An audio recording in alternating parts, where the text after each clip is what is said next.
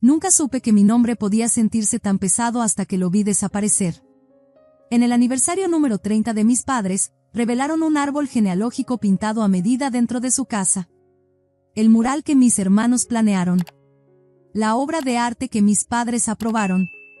Mostraba 112 nombres en elegante y ondulante caligrafía a lo largo de la pared del comedor.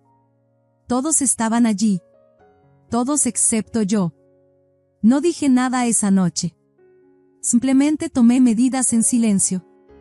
3 días después, se compartió un video en línea y mi hermana estaba llamando a su abogado en pánico. A veces el borrarte no es dramático. No se anuncia con gritos o portazos. A veces es tan silencioso que casi se siente educado, una eliminación suave, una escisión cuidadosa, como podar ramas muertas de un árbol saludable. Estábamos parados en el comedor de la casa suburbana de mis padres, esa que les ayudé a pagar aunque nadie lo reconociera. Todos habían sido conducidos adentro para lo que mi hermano llamó dramáticamente la gran revelación, como si estuviéramos a punto de presenciar la presentación de un auto nuevo o quizás el género de un bebé esperado. El mural estaba oculto detrás de una tela color crema, que mi hermana Paulina quitó con un ademán teatral que hizo que la tela cayera ondeando. La multitud jadeó. Mi padre rió esa risa profunda y satisfecha que yo había pasado décadas tratando de ganarme. Mi madre se limpió una lágrima, sus dedos revoloteando delicadamente contra su mejilla. Y Paulina, prácticamente hizo una reverencia, disfrutando de los elogios como si hubiera pintado la Capilla Sistina. La gente aplaudió porque eso es lo que haces cuando te dicen que estás presenciando algo significativo. Y era impresionante, lo admito.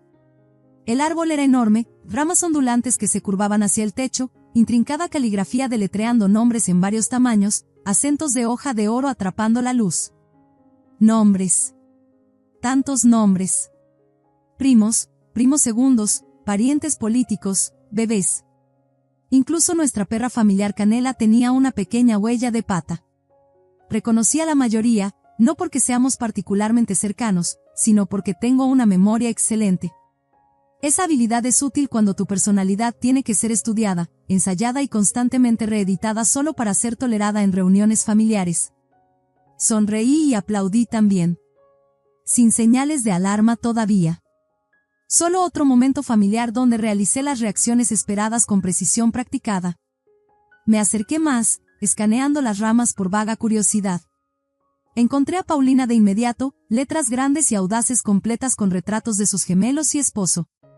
El nombre de Mateo estaba del otro lado bajo un pequeño pergamino orgulloso que decía, gerente regional de ventas. Vende electrodomésticos en una tienda de cadena. Cualquiera pensaría que inventó la electricidad.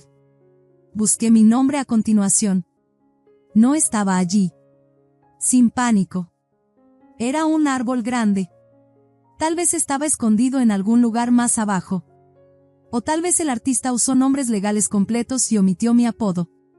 Escaneé de nuevo, metódicamente esta vez. De izquierda a derecha, de abajo hacia arriba. Aún nada. Revisé los grupos de cónyuges por si acaso, aunque no estoy casada.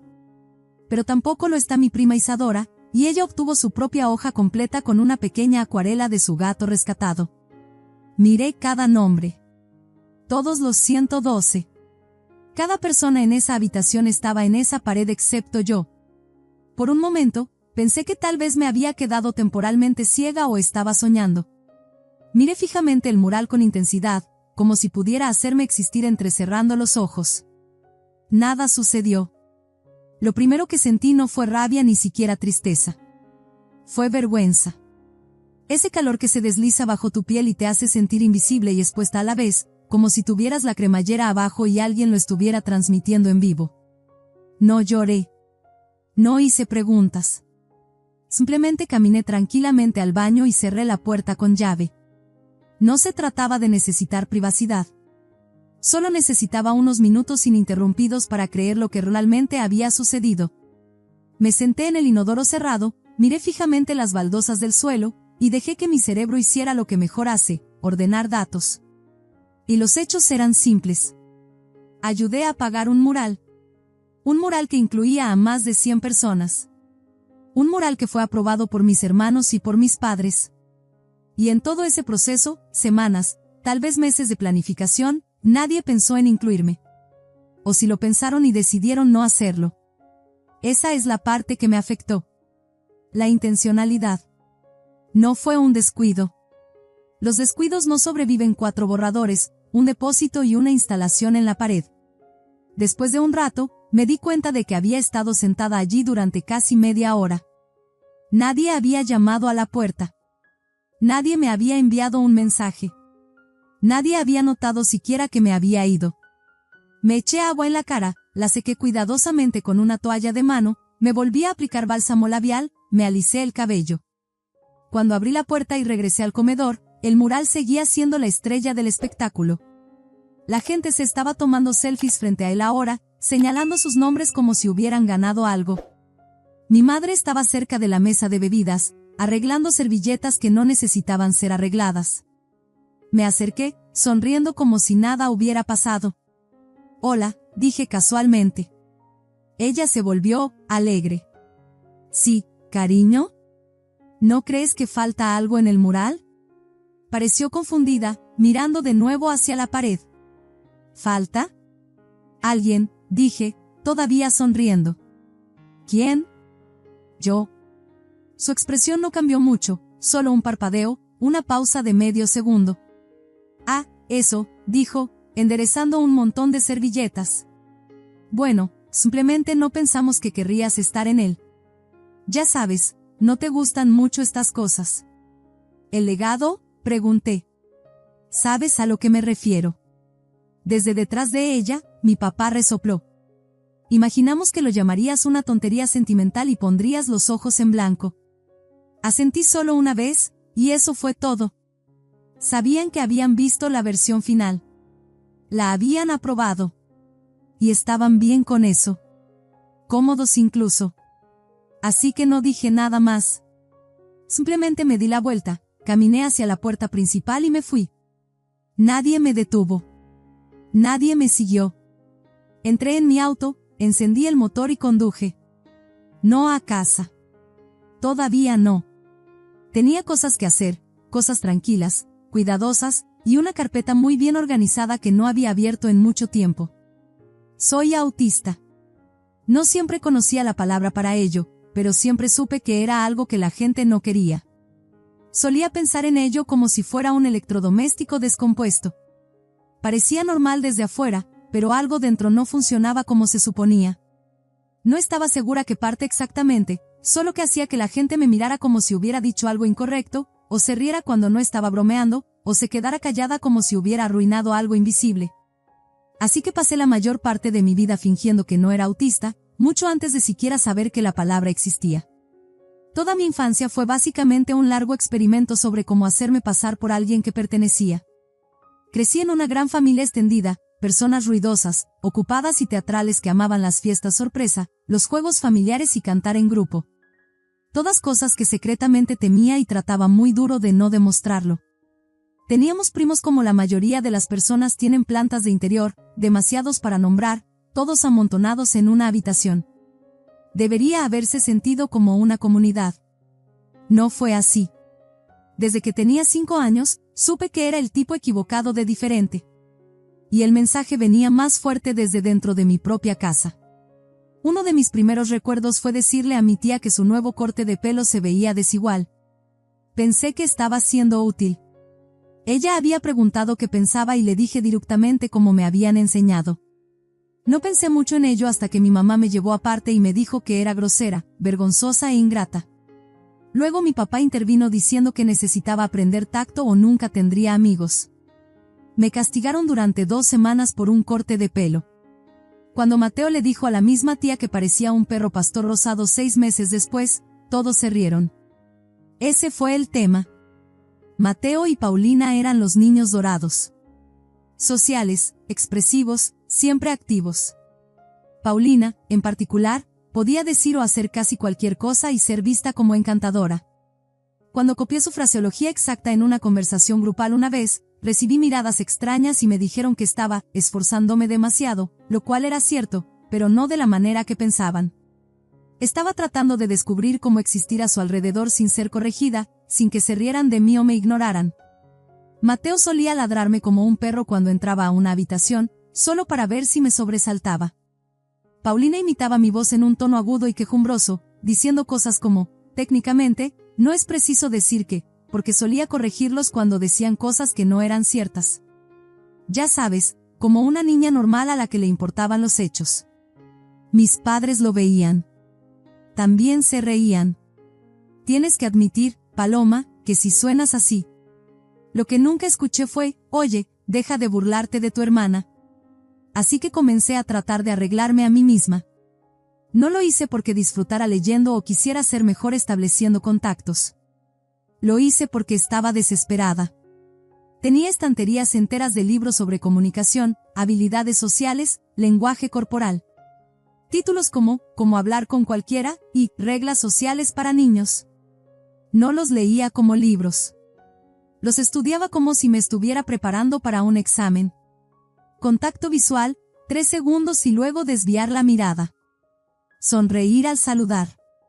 Asentir ocasionalmente. Hacer preguntas. No hablar demasiado.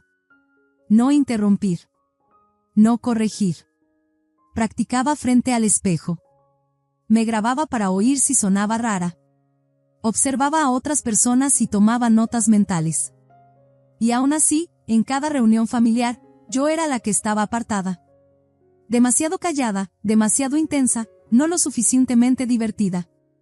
Me sentaba en la mesa de los niños, incluso cuando tenía 16 años, porque nadie me hacía espacio en la mesa de los adultos, y nadie me pedía que me uniera a nada más.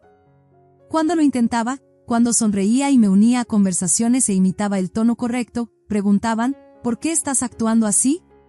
Estaba atrapada. Si era yo misma, era un problema.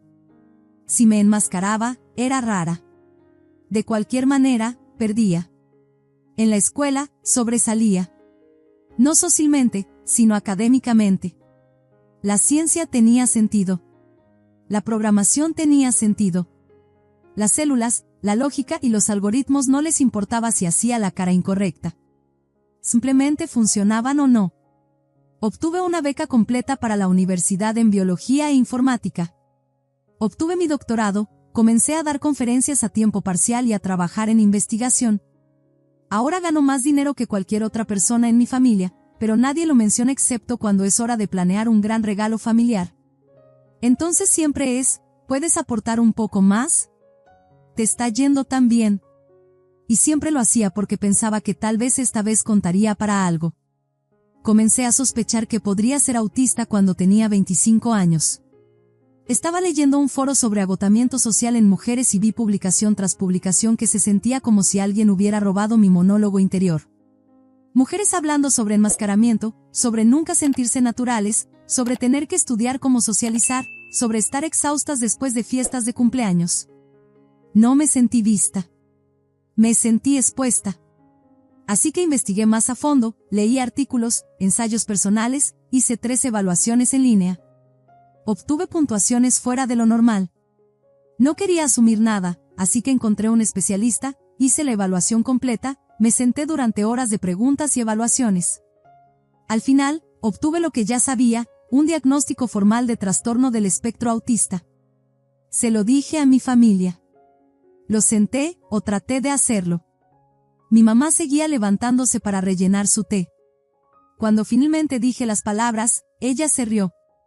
No eres autista, Paloma. No seas tonta. Simplemente no te gustan las fiestas. Mi papá dijo, eres demasiado inteligente para ser autista. Mateo dijo, oh, ¿así que ahora se supone que debemos caminar sobre cáscaras de huevo a tu alrededor? Paulina solo sonrió y dijo, siempre te han gustado las etiquetas. Esta es la misma hermana que construyó una marca en torno a la inclusión neurodivergente, que pone modelos neurodivergentes en sus campañas, que habla sobre representación en entrevistas, y luego encargó un mural con 112 nombres y dejó el mío fuera. No se olvidaron de mí. No me pasaron por alto. Me borraron. Y si no hubiera entrado en esa habitación y mirado esa pared con mis propios ojos, podría haber pasado otra década creyendo que si solo me esforzaba más, si solo me arreglaba un poco más, me dejarían pertenecer. Pero ahora sé que nunca quisieron que lo hiciera. Y he terminado de intentar ganármelo. No grité. No exigí respuestas. No llamé a nadie para explicar cuán profundamente me habían herido. Simplemente dejé de responder. Sin salida dramática del chat grupal. Sin última palabra. Silencié el hilo familiar, archivé los mensajes, desactivé los recibos de lectura, y luego me desconecté de la máquina que había estado alimentando toda mi vida. Lo primero que corté fue el dinero. No todo de una vez. No estaba tratando de hacer un punto. Simplemente había terminado. Cancelé la transferencia automática que cubría parte del impuesto a la propiedad de mis padres, ese que nunca reconocieron pero del que claramente dependían. Retiré mi contribución a nuestro fondo compartido de eventos familiares, que había comenzado como algo grupal, pero lentamente se convirtió en Paloma cubre lo que olvidamos.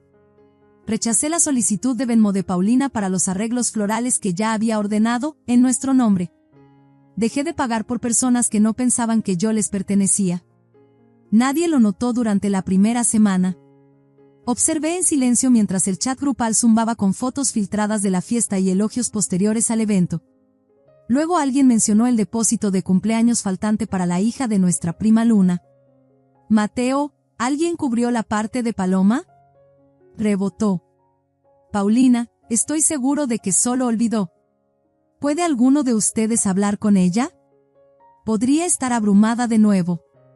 Abrumada. Esa era su palabra favorita para mí. No autista, no excluida, no traicionada, solo abrumada. Como si hubiera tropezado con mi propia sombra otra vez. Unos días después, Paulina me envió una nota de voz. La escuché una vez, luego otra vez, solo para confirmar que no había imaginado el tono. Oye, sé que las cosas han estado un poco raras, pero solo quería ver cómo estabas.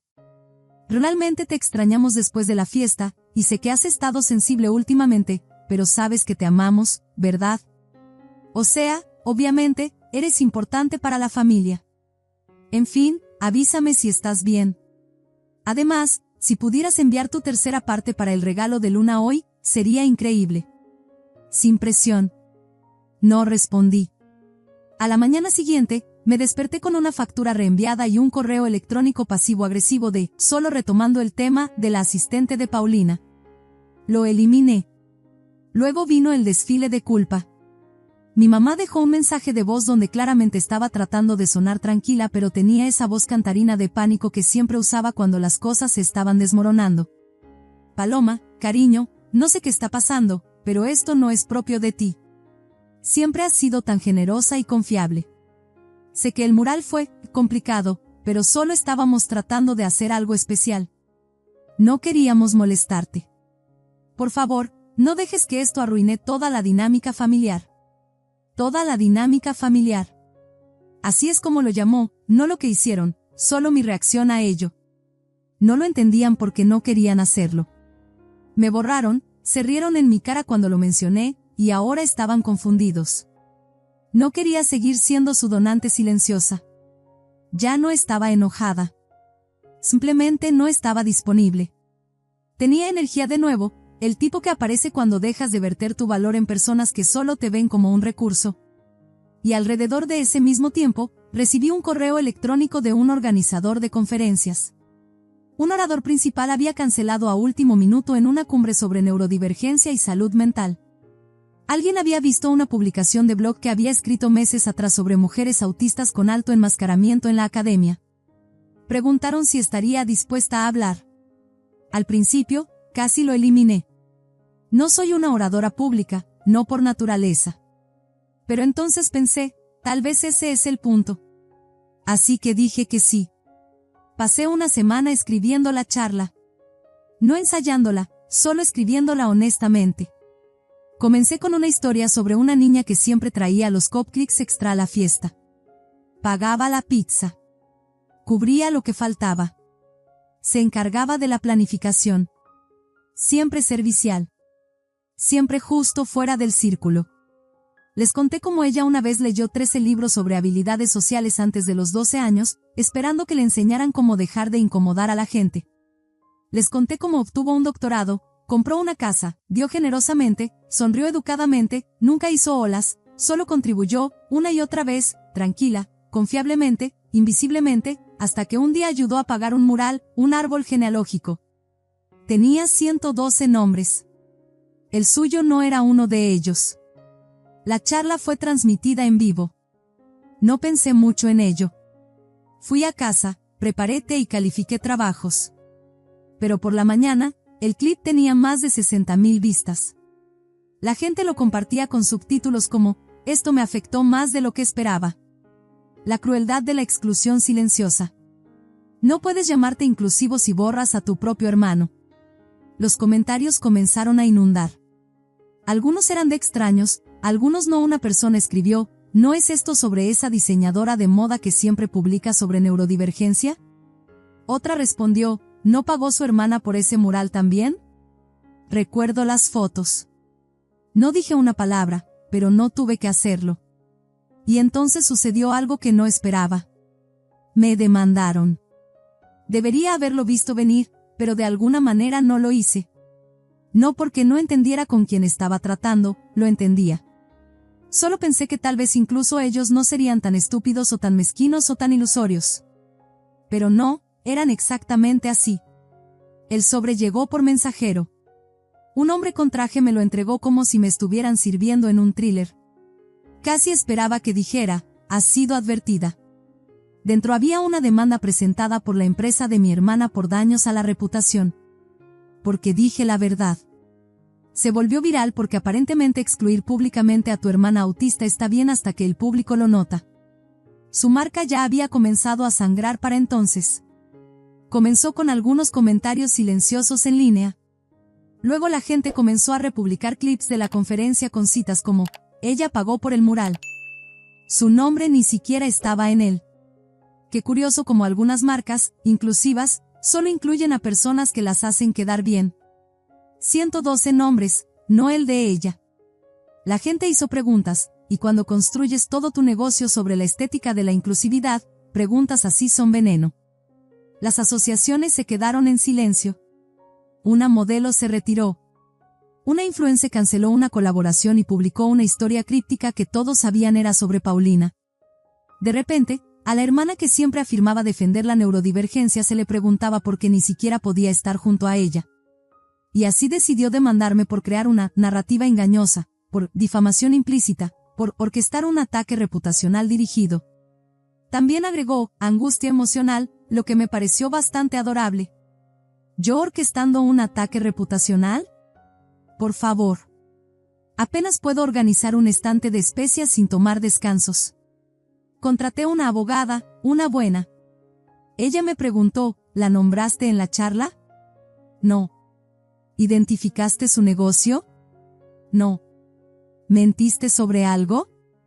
No. Sonrió. Entonces vamos a divertirnos un poco. Construimos un caso cuidadosamente. Entregué la transferencia bancaria que probaba que había pagado 1/3 del mural.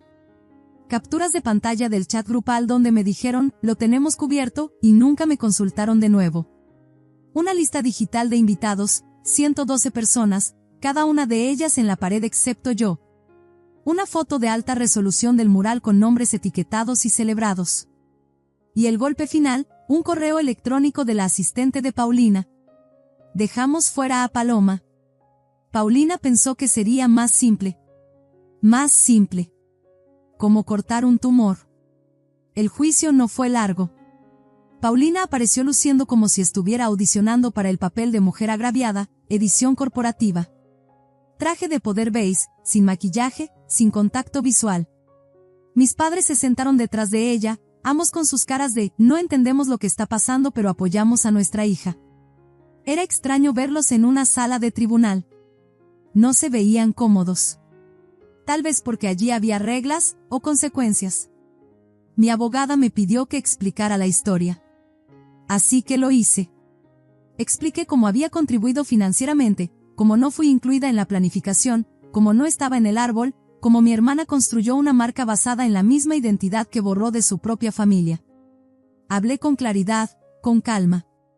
Había practicado. No miré a Paulina. No necesitaba hacerlo. La foto del mural apareció en una pantalla. El juez entrecerró los ojos. ¿De quién es? ¿Canela?, preguntó. Nuestra perra familiar, dije. Fallecida. Sí. Murió en 2020. Pero incluida. Sí. Miró sus notas, luego de nuevo a la imagen. Tu nombre no está ahí. No, dije. No lo está. Pude sentir cómo cambiaba el aire en la habitación. Hay algo en verlo impreso. No metafórico, no exagerado, no emocional, solo un hecho. Una pared de 112 nombres. El mío faltando. Una perra muerta logró entrar al árbol. Yo no. La abogada de Paulina intentó afirmar que el mural era simbólico, no destinado a representar a cada miembro de la familia. Así que mi abogada hizo zoom en las ramas, mostró los apodos, las fechas de matrimonio, los bebés, incluso la pequeña bellota dorada bajo el nombre de Mateo con primero en tener casa propia, debajo. ¿Simbólico?, preguntó, o selectivamente minucioso. El jurado no necesitó mucho más. El caso fue desestimado, y Paulina fue ordenada a cubrir todos los costos legales. No me miró cuando se dictó el fallo. Mi mamá sí. Su expresión no era de enojo. Tampoco era de vergüenza. Era plana, como alguien viendo una máquina que no sabía cómo operar. Como si quisiera presionar un botón y rebobinar, pero no había botón y no había cinta. Solo había ahora. Después de eso, las cosas se desmoronaron rápido. La empresa de Paulina perdió 2 inversores clave. Luego surgió una demanda de una ex empleada, una modelo neurodivergente que dijo que había sido maltratada y mal pagada. Paulina publicó una larga disculpa con fondo pastel sobre escuchar y aprender. Recibió respuestas negativas en masa en 1 hora. En 6 meses, su marca quebró, y en otros 3, mis padres vendieron silenciosamente su casa. No fui la única razón, pero fui el enchufe faltante en un sistema que solo funcionaba cuando yo estaba demasiado cansada para decir que no. Redujeron gastos, se mudaron a un condominio modesto fuera de la ciudad. Mi hermano ayudó un poco, al menos financieramente. Me enteré por una cadena de correos electrónicos a la que no se suponía que me copiaran. Su nueva dirección estaba listada al final bajo una nota sobre quién traería ensalada de papa para el Día de Acción de Gracias. No fui invitada, pero no quería ir. Algo extraño sucedió después de todo esto. Esperaba sentirme triunfante. No fue así. Por primera vez en mi vida, no sentía que estaba aferrándome al borde de una familia tratando de ganarme un lugar que no existía. No sentía que estaba preparándome para el próximo rechazo. No me estaba haciendo pequeña para ser agradable. No estaba verificando quién estaba mirando. Era simplemente yo. Libre. Sin disculpas. Conocí a alguien, también. Es un bioquímico que odia la charla trivial y ama las criaturas marinas fosilizadas. No se estremece cuando digo exactamente lo que quiero decir. No me llama fría cuando no sondeo falsamente. No trata de arreglarme cuando me siento abrumada. Solo pregunta, ¿quieres silencio o compañía? A veces nos sentamos en total silencio durante horas. Es la paz más ruidosa que he conocido. Solía pensar que si pudiera hacer todo bien, si era lo suficientemente amable, lo suficientemente servicial, lo suficientemente pulida, mi familia finalmente me vería. Pero ahora no necesito ser vista por personas que solo me miraban cuando era útil. Me veo a mí misma, y eso es suficiente. Han pasado algunos años. Fui a terapia. Terapia real. No el tipo donde alguien trata de arreglar tu comportamiento, sino el tipo donde realmente puedes preguntar, ¿quién soy cuando no estoy actuando por supervivencia? Desenmascararse no fue un interruptor. Fue un proceso lento, extraño e incómodo. Como quitarse un disfraz que no sabías que estabas usando y darte cuenta de que nunca te habías mirado realmente al espejo. Hubo días en que extrañé la máscara. Mantenía las cosas predecibles, mantenía a la gente cómoda. Pero ahora no vivo en ella. A veces todavía tengo que usarla un poco, como protector solar emocional. Pero la mayor parte del tiempo, puedo ser yo misma, completamente, honestamente, sin disculpas. Estoy comprometida ahora, también. Él me ve, no la versión pulida, no la editada, y ama esa versión. Eso todavía es un poco salvaje de decir en voz alta. No he hablado con mi familia desde la demanda, y no planeo hacerlo. Solía pensar que no podría sobrevivir sin su aprobación. Resulta que apenas sobrevivía con ella. Ahora soy feliz, no porque todo sea perfecto, sino porque ya no estoy tratando de probar que merezco existir. A veces me pregunto si alguna vez volveré a saber de ellos. Si alguna vez entenderán lo que hicieron. Una parte de mí espera que sí, no por venganza, sino porque significaría que han crecido. La otra parte sabe que algunos árboles no se doblan, simplemente se rompen en la tormenta. De cualquier manera, he plantado mis propias raíces ahora. Y esta vez, mi nombre está escrito justo en el centro, exactamente donde pertenece. Si esta historia resonó contigo, por favor deja un pulgar arriba para que otros también puedan encontrarla. Y no olvides suscribirte para más historias sobre encontrarte a ti mismo cuando otros intentan borrarte, porque a veces las heridas más profundas nos llevan a nuestra sanación más verdadera.